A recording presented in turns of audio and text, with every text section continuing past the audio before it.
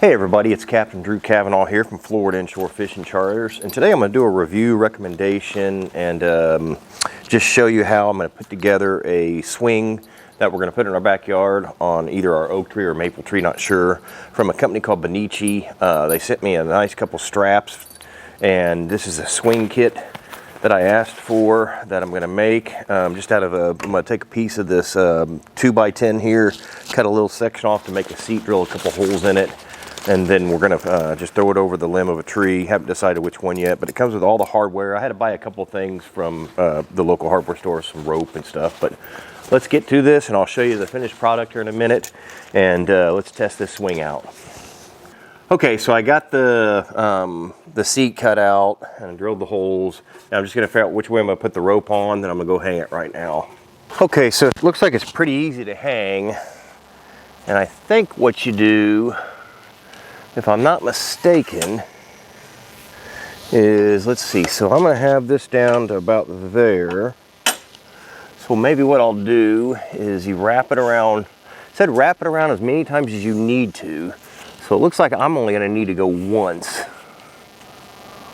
like that. I think that's what I do. See what that happens. I forget what it said these are rated for. It's like 2,000 pounds or something. And then that just goes through there, if I'm not mistaken. There you go, like that. So now let me just see where that's going to be at here. I really don't have too many tree limbs here. So if that's there, and then this is going to go on to here. Just give me an idea. I might have to adjust my swing here.